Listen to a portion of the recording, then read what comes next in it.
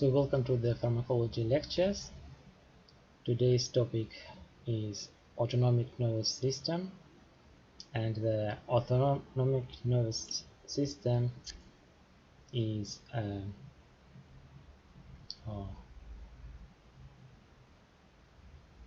a system that regulates the body functions, and it consists of the fast neuronal responses, and the autonomic nervous system also includes the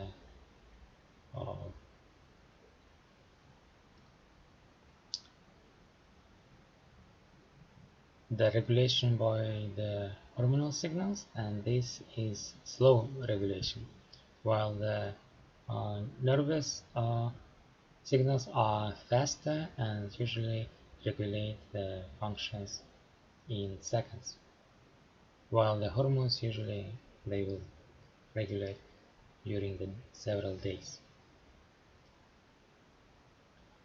And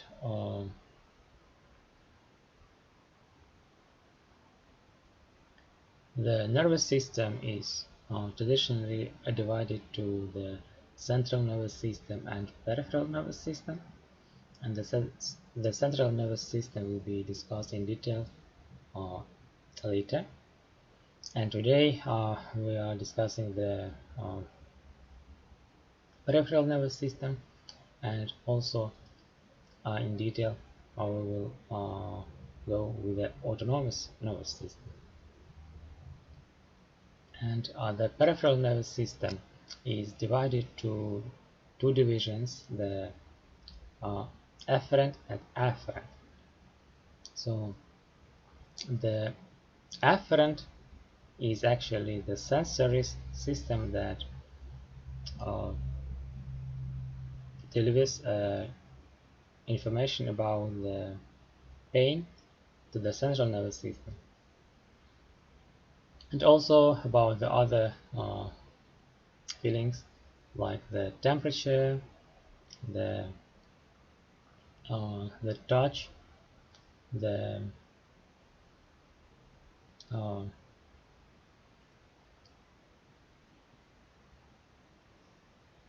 movement, and but mostly is about the pain. And the afferent nervous system, the signals are delivered from the central nervous system to the peripheral nervous system, and that makes the contractions of the muscles or the activation of the endocrine glands or any other glands. So the afferent nervous system is further divided to the autonomous and the somatic nervous system. And the somatic nervous system, so actually the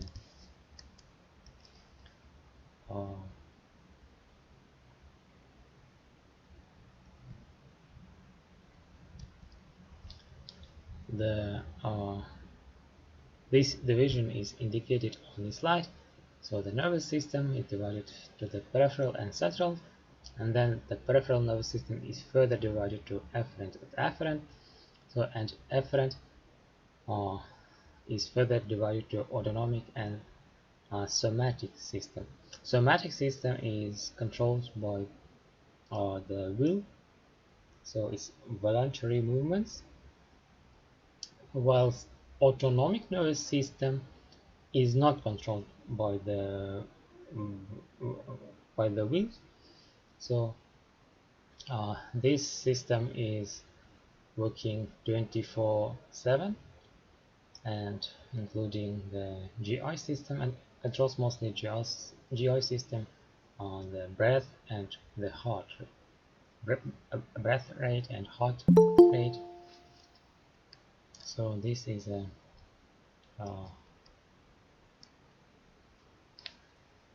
this is the autonomic nervous system. And further, the autonomic nervous system is divided to sympathetic and parasympathetic nervous system, as well as enteric, but mostly to parasympathetic and sympathetic. And both parasympathetic and sympathetic nervous system have two neurons. So the first neuron is located in the brain, and then it has an axon that connects it to another neuron, and this connection is located in the ganglia. So that is why the first neuron is commonly called preganglionic neuron, and the second neuron is called postganglionic because it is located after the ganglia. So this is the ganglia. So before ganglia is preganglionic, and after the ganglia is postganglionic.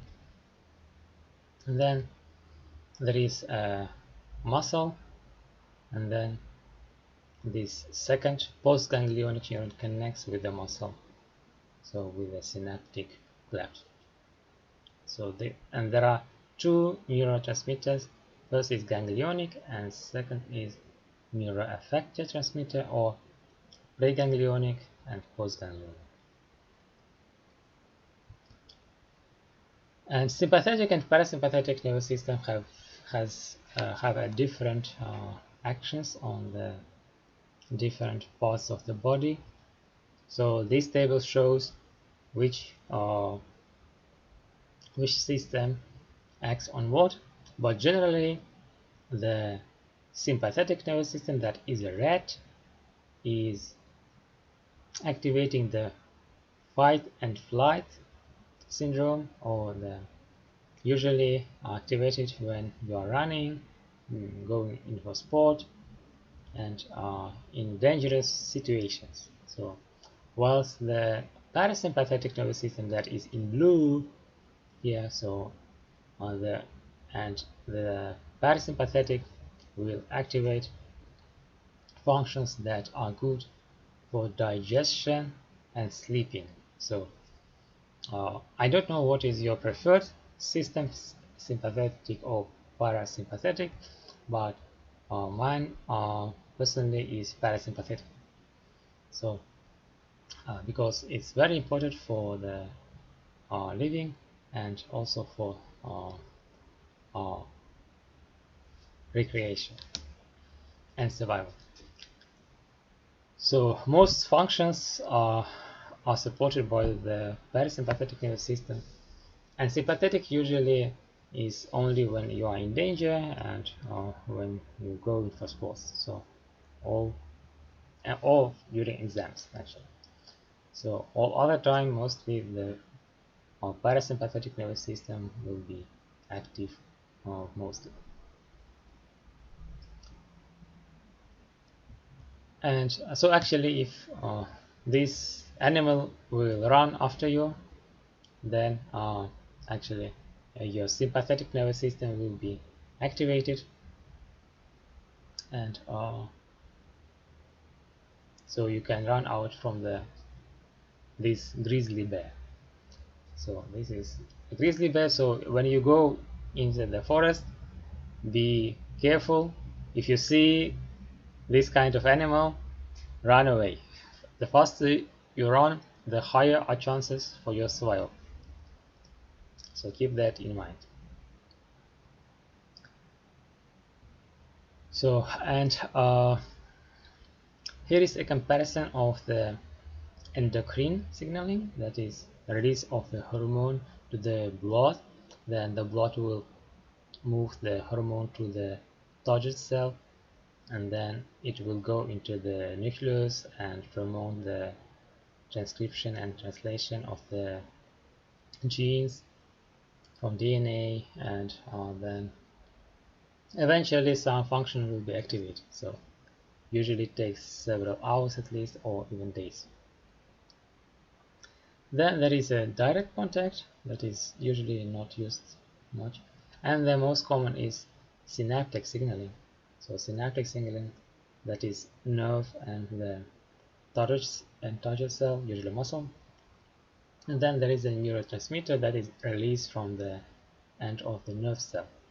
So this promotes the activation of the Dodger cell. Usually that is contraction of the muscle in case of the sympathetic or parasympathetic nervous system. So this is the types of the signaling. And the structure of the autonomic nervous system is actually divided to sympathetic and parasympathetic, and